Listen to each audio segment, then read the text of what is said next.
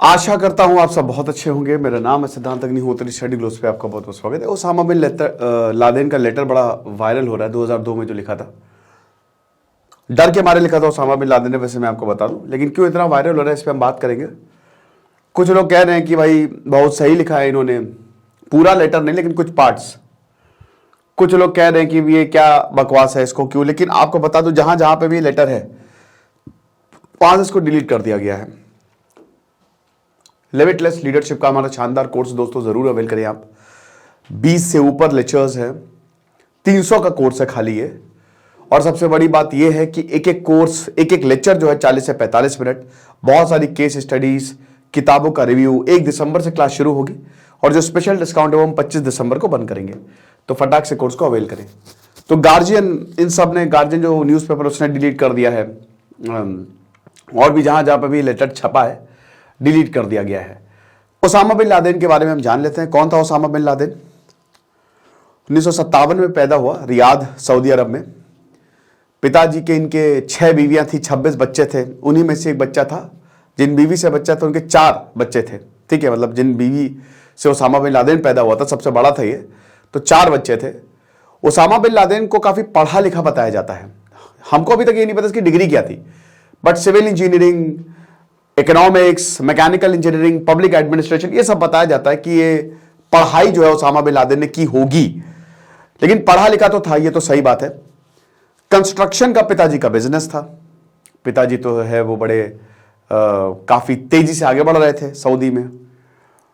लेकिन उसके बाद जो है गड़बड़ होनी शुरू होती है। ये आतंकी संगठनों से घुसना शुरू हो जाता है और इसकी शुरुआत होती है 1979 के बाद से। 1979 जब सोवियत अफगानिस्तान में घुस जाता है तो अमेरिका जो है वो आतंकवाद को खड़ा करता है, मुजाहिदीन को पैदा करता है वो। और उसके बाद पाकिस्तान के साथ, पाकिस्तान के तो बड़े जनरल से मीटिंग की थी, अमेरिका से मीटिंग की थी। ओसामा बिन लादेन को बाकायदा अमेरिका ने पैसे दिए थे कि जाओ अफगानिस्तान में सोवियत को भगाओ मार मार के। तो उसके बाद, और पाकिस्तान के साथ तो 3 स्टार जनरल के साथ, तभी आपको कोई भी आश्चर्य नहीं होना चाहिए जब ओसामा बिन लादेन 2011 में एबटाबाद पाकिस्तान में मिला था, जो कि एक मिलिट्री एरिया है इस्लामाबाद से लगभग 100 किलोमीटर दूर। तो अब उसके बाद ओसामा बिन लादेन घुस गया अफगानिस्तान में। वहां पे इसने अल मक्ताब करके ऑर्गेनाइजेशन बनाई और 1988 में इसने अल कायदा बनाया। अल कायदा शुरुआत में तो इतनी कोई बड़ी ऑर्गेनाइजेशन था नहीं। 1989 में सोवियत हार गया, अमेरिका ने पैसे देने बंद कर दिया। अमेरिका ने पैसे ऑपरेशन साइक्लोन के तहत दिए थे, वो पैसे बंद कर दिए, पाकिस्तान को देता और पाकिस्तान फिर आगे बढ़ाता था। और उसके बाद फिर ओसामा बिन लादेन जो है वो चला गया। कहां पे चला गया? सूडान चला गया। इस दौरान कुवैत को इराक ने इन्वेड कर दिया। ठीक है, अमेरिका सऊदी बहुत अच्छे दोस्त, सऊदी अमेरिका का साथ दे रहा है, अमेरिका सऊदी का साथ दे रहा है। तो यहां पे ओसामा बिन लादेन सऊदी से ये कह रहा है कि भैया इसको भगाओ, ऐसे कैसे आप अमेरिका का कैसे साथ दे सकते हो, वो बर्बाद कर रहा है हम सबको। लेकिन सऊदी ने, किंग फहद ने ओसामा बिन लादेन को भगा दिया कि तुम निकलो बेटा। तो ओसामा बिन लादेन फिर सूडान गए, वहां पे कंस्ट्रक्शन बिजनेस शुरू किया। लेकिन उधर कंस्ट्रक्शन बिजनेस, इधर ही आतंकवाद चला रहे थे, अपना छुटपुट हमले कर रहे थे। और तब तक ओसामा बिन लादेन का बहुत बड़ा नाम भी हो चुका था, खार्तूम में इसका बिजनेस था और कैपिटल है सूडान की। तो अब यहां पे अमेरिका ने सूडान से बोला कि भैया इसको बाहर निकालो। तो फिर उनको बाहर, बहुत संक्षेप में मैं कहानी बता रहा हूं, ठीक है। तो ओसामा बिन लादेन को बाहर फेंका उठा के कि चलो निकलो बेटा। तो उसके बाद फिर ही अफगानिस्तान आ गया। अब तब तक तालिबान आ चुका था और फिर तालिबान जो है वो आतंकों का गढ़ बन चुका था। 1996 की बात है ये। और वहां से फिर इसने प्लानिंग की। एक्चुअली प्लानिंग के पीछे भी बैक स्टोरी ये है कि इसके पिताजी और इसका भाई मर गए थे प्लेन में, और उसके पीछे इनडायरेक्ट अमेरिका था। तो बोला कि अब तो बदला लेंगे। और वैसे और भी बदला भी जो लेटर में कि किस तरीके से फिर आतंकवाद, क्योंकि अमेरिका उस समय ना आतंकवाद को मान नहीं रहा था, है ना। भारत बार बार बोल रहा था कि भाई मारो, अरे नहीं नहीं यार, हम तो, उसको लगता था हम 7 समंदर पार हैं, हमको तो कोई कुछ नहीं कर पाएगा। तो 1998 से प्लानिंग शुरू होती है। 2 लोगों को बुलाया, एक का काम था चंदा इकट्ठा करना, एक का काम था रिक्रूटमेंट करना। 20 लोगों को रिक्रूट किया गया, 19 लोगों को फिर ट्रेनिंग पे भेजा गया अमेरिका में। 1998 में ट्रेनिंग ली उन्होंने और उसके बाद उनको बांट दिया गया 4 ग्रुप में, ठीक है, 5,5,5,4। तो अब इसमें जो आखिरी फ्लाइट थी उसको वॉशिंगटन डीसी जाना था, बाकी को सैन फ्रांसिस्को, एक को पेंटागन में गिरना था। तो अब ये दोनों फ्लाइट थी, ये ट्विन टावर में जाके घुस गई, है ना। 9/11 जिसको बोला जाता है, 11 सितंबर को ट्विन टावर में जाके प्लेन घुस गया। एक प्लेन घुसा, फिर तुरंत दूसरा प्लेन आया। बहुत ज्यादा फ्यूल था, बहुत लंबी दूरी की फ्लाइट थी, तो चलती फिरती मिसाइल थी, बह गई, ढह गई बिल्डिंग। उसके बाद पेंटागन के, बड़ी मुश्किल से पेंटागन पे हमला नहीं हो पाया, ठीक है, मतलब बगल में गिरा। और ये चौथी फ्लाइट थी, ये जो 4 लोग थे, ये नाकाम हो गया था ये मिशन, इसलिए क्योंकि यहां के लोगों ने लड़ाई कर ली थी। हालांकि कोई बचा नहीं था, लेकिन आतंकियों को मार दिया था, तो कोई भी नहीं बचा था, एवरीवन वाज डेड। और अमेरिका ने फिर तुरंत जॉर्ज डब्ल्यू बुश बोले कि या तो तुम हमारे साथ हो या तुम हमारे खिलाफ हो। वॉर ऑन टेरर छेड़ दिया, जो कि बाइबल की एक लाइन थी। और उसके बाद फिर ओसामा बिन लादेन ने ये लेटर लिखा, जो कि बड़ा वायरल हो रहा है। फिर खैर ओसामा बिन लादेन की ढूंढैया चालू हुई, अफगानिस्तान में घुस गया अमेरिका। अमेरिका को एक बहाना भी मिल गया था, और अमेरिका चाहता भी था कि अफगानिस्तान के नेचुरल रिसोर्सेस को, तब जाके अमेरिका को एहसास हुआ कि भाई आतंकवाद से कोई सुरक्षित नहीं है। और फिर यहां पे क्या हुआ कि जैसे ही वो घुसा अफगानिस्तान में, फिर बगल में पाकिस्तान था, उसके बगल में इंडिया है, तो फिर इंडिया को भी बहुत ज्यादा फायदा हुआ कि चलो ठीक है, कुछ होगा, तालिबानियों पे नजर रखी जाएगी। तो and then Osama bin Laden की ढूंढैया शुरू हुई, और फाइनली 2011 में ओसामा बिन लादेन पाकिस्तान के एबटाबाद में मिला। और उसके बाद फिर ऑपरेशन नेपट्यून स्पीयर चलाया गया, और ओसामा बिन लादेन को ढूंढ के मार दिया गया। तो ये पूरी की पूरी कहानी थी। और अभी 20 साल अमेरिका जो है वो अफगानिस्तान में रहा, और फिर भाग गया पिछले के पिछले साल। 14 अगस्त को बोरिया बिस्तर उठा के भाग गया, कुछ नहीं मिला। तो इस तरीके के पोस्टर थे, लेकिन उस समय ओसामा बिन लादेन का लेटर लिखा था, ये काफी ज्यादा वायरल हो रहा है। इसको विवेक अग्निहोत्री और बहुत सारे लोगों ने ट्वीट किया है। यहां पे देखिए, अब ये बहुत लंबा लेटर है, मैं आपको पीपीटी जो है, या तो आप इसको पॉज करके देख सकते हैं आराम से।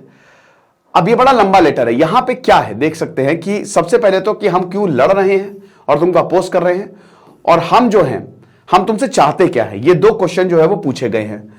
तो ये बड़ा लंबा चौड़ा, इसमें सबसे पहले तो पैलेस्तीन के बारे में बताया गया है कि जिस तरीके से तुमने, पैलेस्तीन हमारी जमीन थी, और जैसे तुमने पैलेस्तीन पे कब्जा किया है, तुमने यहूदियों का साथ दिया है, ठीक है, तुमने यहूदियों का साथ दिया है, तुमने यहूदियों के साथ दे के हमसे हमारी जमीनें छीनी हैं। हम मोजेस के ही जो ओरिजिनल एंसेस्टर्स है, वो मतलब ओरिजिनल जो फॉलोअर्स है वो हम हैं, ठीक है, और तुमने ही ये सारी की सारी लड़ाई जो है वो करवाई है, तो तुमको इसका खामियाजा भुगतना पड़ेगा। यहूदी तुम्हारे अंदर तक घुसे हुए हैं, वो तुम्हारी हर एक पॉलिसी में हस्तक्षेप करते हैं, वो तुम्हारे डिसीजंस को इन्फ्लुएंस करते हैं। तुम पैलेस्तीन में लोगों को मार रहे हो, तुम पैलेस्तीन में बच्चे बूढ़ों को मार रहे हो, तो हम इसका बदला जो है वो तुमसे लेने वाले हैं। या इसकी भी बात की थी कश्मीर की, कि कश्मीर में भारत हमारे खिलाफ जो है वो युद्ध कर रहा है, कश्मीर में हमको ऑपरेस कर रहा है, तो तुम इनका साथ दे रहे हो। अभी तो बकवास, कोरी बकवास थी ओसामा बिन लादेन की, ठीक है ना, कि कैसे तुम्हारे सुपरविजन में एजेंट सरकारें काम कर रही हैं, समझ में नहीं आ रहा है। ये सारी चीजें जो है, लंबी चौड़ी चीजें जो है वो बोली थी कि तुम हमको जहां हम जाते हैं हमारे खिलाफ फॉल्स नैरेटिव सेट करते हो, हमको ह्यूमिलिएट करते हो, हमको बेइज्जत करते हो, तुमने अपने आप को यहूदियों पे सरेंडर कर दिया है, हर कोई तुम्हारे सरकार में यहूदी काम करते हैं। तो ये नफरती लेटर, ये बड़ा, ये तो ठीक है, ठीक है, ये सारी चीजें जो है बताई गई थी। मुझे बस एक चीज गुस्सा आई कि भाई जो कश्मीर को लेके इतना बोला है, और बहुत कुछ ज्यादा ही नफरती यहूदी को लेके, लेकिन अब तो ये, लेकिन दूसरा जो सवाल था, ठीक है, जो दूसरा सवाल यहां पे बड़ा वाजिब है। अब सेकंड जो बोला है ना कि क्या मतलब हम तुमको क्यों, हम तुम्हारे खिलाफ लड़ क्यों रहे हैं और तुमसे चाहते क्या हैं। यहां पे एक तो ये बोला है कि हम तुमको इस्लाम की तरफ आने देना चाहते हैं, लेकिन उसके बाद ये बोला है कि इस दुनिया में सारी की सारी प्रॉब्लम्स तो तुम्हारी वजह से है। आतंकवादियों को तो तुमने खड़ा किया है, सारे आतंकी संगठन को तो तुमने खड़ा किया है। तुम क्या कर रहे हो, तुम पूरी दुनिया में लड़ाई लगवा रहे हो, तुम पूरी दुनिया में शराब बेच रहे हो, तुम पूरी दुनिया में औरतों को बेच रहे हो, तुम पूरी दुनिया में सेक्स बेच रहे हो, पूरी दुनिया को तो पल्यूट तुम ही कर रहे हो ना भाई। अमेरिका एक कैपिटलिस्ट नेशन, और अमेरिका सब कुछ बेच देता है, बात सही है, अमेरिका कुछ भी बेच देगा।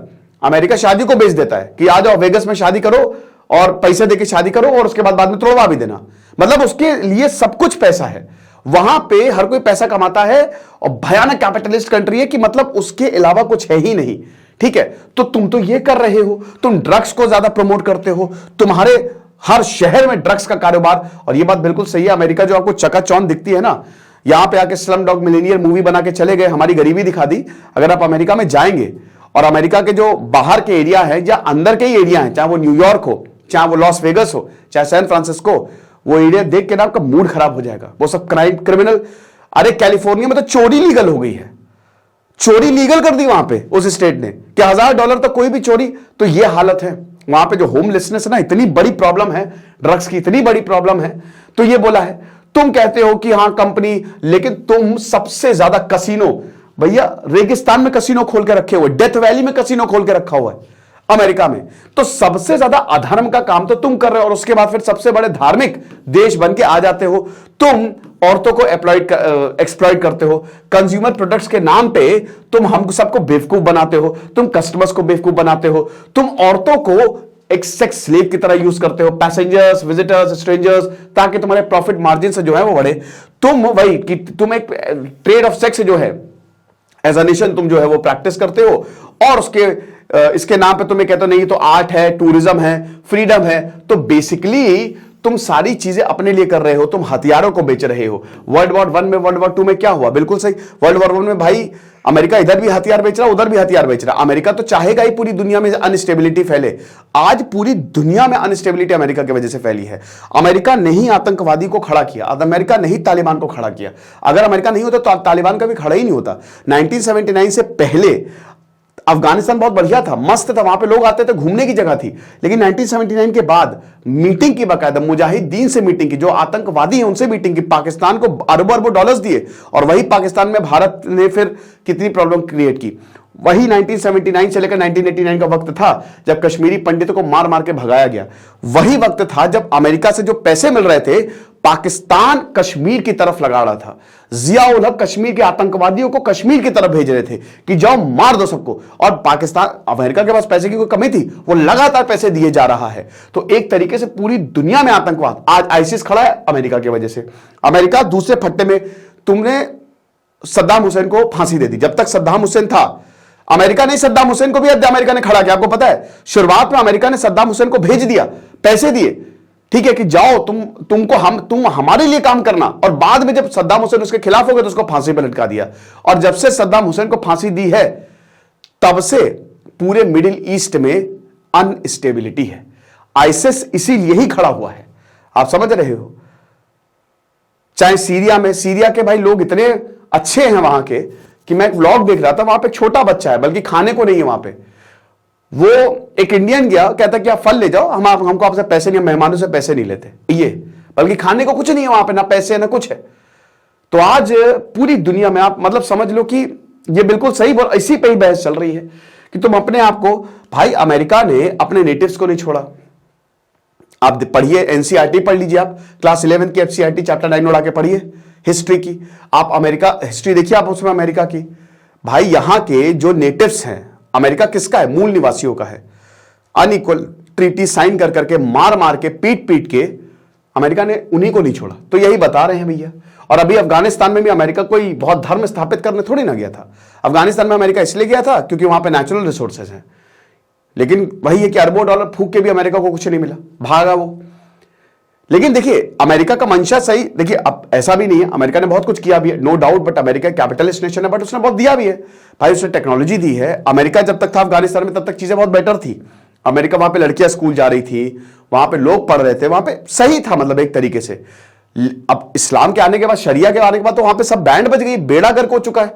ईरान की अगर बात करें, इराक की बात करें, तो ये तो बात है ही है।